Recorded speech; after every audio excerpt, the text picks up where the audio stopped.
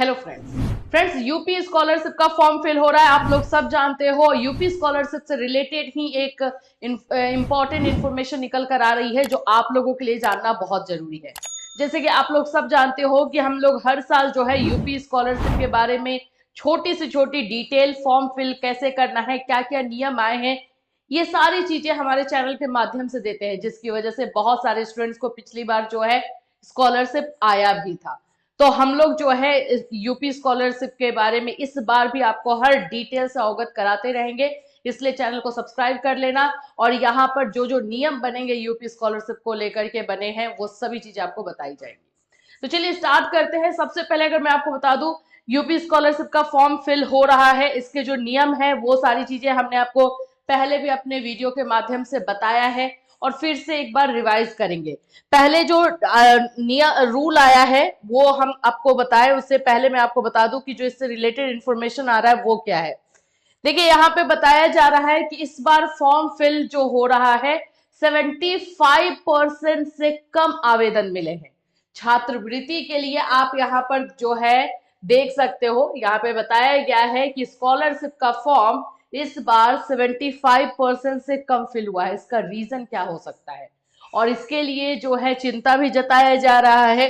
लेकिन इसका रीजन ये है, हो सकता है एक्चुअली में कि सबसे पहला तो रीजन ये हो सकता है कि पिछली बार बहुत सारे बच्चों ने फॉर्म भरा था और सारे नियमों का होने के बावजूद, सारे नियमों को पूरा करने के बावजूद भी उनका कुछ लोगों का जो है फॉर्म नहीं आया था। ये भी एक रीजन हो सकता है।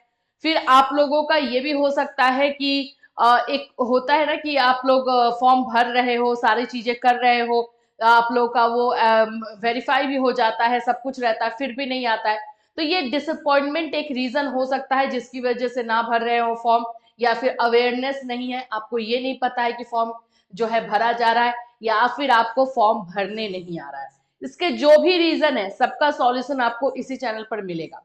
मैं आपको बता दूं कि पिछली बार बहुत सारे ऐसे बच्चे, खास करके हमारे साथ जो जुड़े हुए बच्चे थे, उनका पैसा आया है। बस आपको ये करना है कि नियम टू नियम जो भी नए नियम बने हैं उसको फॉलो कर लीजिए। अब देखिए इसमें से मैं बोलूंगी 100 में से 2 या 3 ऐसे बच्चे होंगे जो इतने सारे नियम को फॉलो करके हमारे साथ जो जुड़े हुए थे उनका नहीं आ पाया, लेकिन मैक्सिमम का आया। तो आया ये भी तो देखो, आपको 28,000, 25,000, 32,000, 40,000 रुपए मिल रहा है, वो कम तो नहीं है। और बस एक फॉर्म भरना है, तो फॉर्म जरूर भरना आप लोग, ये मैं आपको बता देती हूँ। पहले इस न्यूज को देख लेते हैं कि इस न्यूज में क्या बोला जा रहा है। देखो इस न्यूज में बोला गया है, अनुसूचित जाति एवं अनुसूचित जनजाति एवं अन्य पिछड़ा वर्ग के छात्रों में छात्रवृत्ति को आवेदन को लेकर कम रुचि देखने को मिल रही है। पिछले वर्ष की तुलना में इस सत्र में ई डिस्ट्रिक्ट पोर्टल पर 75% से अधिक आवेदन से भी कम आवेदन मिले हैं। इसको लेकर शिक्षा निदेशालय ने चिंता जाहिर की है और निदेशालय ये बोल रही है इसके लिए जागरूकता फैलाई जाए, और कॉलेजेस को, यूनिवर्सिटीज को जो है ये बोला गया है कि आप बच्चों को फॉर्म फिल करने के लिए जागरूक कीजिए। देखिए जागरूक करने के निर्देश भी दिए गए हैं। फिर जो भी आवेदन अभी तक लंबित है उनको सत्यापन करने को भी कहा गया है। ये सारी चीजें जो है चल रही हैं। अब आप लोगों को हम आपको बता दें कि इसमें जो जो नियम होता है, मेन जो नियम होता है, अगर अभी तक आपने नहीं किया है तो वो कर लेना। सबसे पहले तो बैंक अकाउंट वही आप फॉर्म में डालोगे जिस बैंक अकाउंट का आपका आधार सीडिंग है, यानी कि वो बैंक अकाउंट आपके आधार से जो है कनेक्ट है, ये जरूर कर लेना। देखो पिछले साल का हमारे चैनल पर जो है बैंक आपका बैंक अकाउंट जो है आधार सीडिंग है यानी कैसे चेक करते हैं ये सारा दिया गया है, तो आप वो जाकर के देख सकते हो, चेक कर सकते हो कि है या नहीं। कभी कभी ऐसा होता है कि हम एक पुराना अकाउंट चलाते रहते लेकिन वो बंद हो गया रहता है हमारे नजर में, हम अपने तरफ से उसको बंद कर दिए हैं, लेकिन वही अकाउंट जो है आधार सीडिंग में है, तो वैसा अकाउंट नंबर आपको चेंज करना पड़ेगा और आधार को कनेक्ट करना पड़ेगा आपके करंट बैंक से, बैंक अकाउंट से। ये चीजें करना बहुत जरूरी है। पिछली बार इसकी वजह से भी बच्चों का लॉस हुआ था, तो ये गलती जो है इस बार मत करना।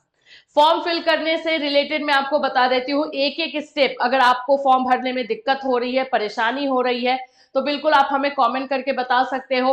आपको जो है डिटेल में कैसे फॉर्म भरना है, क्या क्या चीजों पे ध्यान देना है, वो सारी चीजें हम डिटेल से एक वीडियो लेकर आएंगे जिसमें आपको सारी चीजें बताई जाएगी। अभी देखो इस यूपी स्कॉलरशिप में अब बच्चे का जो है जो फॉर्म भरने का तरीका होता है वो आप लोगों का दसमोत्तर का होता है और एक जो होता है आप लोगों का 10th तक का होता है। ये याद रखना, जो आप लोग जो ग्रेजुएशन के स्टूडेंट हो, जो बीएड के स्टूडेंट हो, जो मास्टर के स्टूडेंट हो, इन लोगों का दसमोत्तर का होगा, बीटेक के स्टूडेंट दसमोत्तर, एंड 10th के बाद वाला जो भी होगा वो दसमोत्तर में आ जाता है, उसका फॉर्म फिल होता है। और आप लोग का एक प्री मैट्रिक होता है, पोस्ट मैट्रिक है एंड अदर देन मैट्रिक है, इसमें आप लोग को फॉर्म भरना रहता है। तो पहले सभी नियमों को देख लीजिए। यहाँ पे भी बोला गया है समस्त छात्र छात्राएं जिन्होंने अभी तक बैंक खाते में आधार सीडिंग नहीं कराया तत्काल अपने संचालित बैंक से आधार सीडिंग करा ले। संचालित बैंक यानी जो बैंक अकाउंट आप दे रहे हो उसको पहले आप आधार सीडिंग कराओ।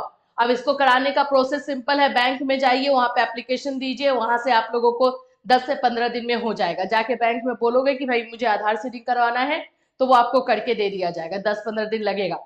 लेकिन ये चीज आप नहीं करोगे और सब कुछ आपका वेरीफाई भी हो जाएगा, आपके परसेंटेज अच्छे रहेंगे, सब कुछ सही रहेगा, तो भी आपको पैसा नहीं आएगा। इनफैक्ट ऐसा भी हुआ है कि वहां से पैसा भेज दिया गया है लेकिन आपके अकाउंट में जो करंट अकाउंट है उसमें ना आकर पिछले वाले अकाउंट में रहता है जिसको आप भूल गए रहते हो। तो ये सारी चीजें डिटेल में जानना जरूरी है। ऐसे बोलने के लिए बोल देते हैं कि मेरा तो पैसा नहीं आया, ये पैसा आता नहीं है, ये सारी चीजें, लेकिन नियम को अगर फॉलो करो उसके बाद ना आए तो फिर कहने वाली बात हो जाती है। और पिछली बार का ये भी है कि करप्शन भी हुआ है, तो इसकी वजह से भी आप हो सकता है डिसअपॉइंटेड हो गए हो। लेकिन आपको ये नहीं करना है, आप सभी को फॉर्म ज्यादा से ज्यादा भरनी है, भरिए। इसमें अगर आपको हमारी हेल्प की जरूरत है तो बिल्कुल बेझिझक आप हमारी हेल्प ले सकते हैं। आप वीडियो में कमेंट कर सकते हैं। अगर फॉर्म भरने में प्रॉब्लम है तो भी कीजिए, अगर डॉक्यूमेंट से रिलेटेड आप क्वेश्चन करना चाहते हो तो भी आप हमें मैसेज कर सकते हो। इससे रिलेटेड और कोई अपडेट आएगा डेफिनेटली आपको इसी चैनल के माध्यम से इन्फॉर्म किया जाएगा। Till then take care everyone.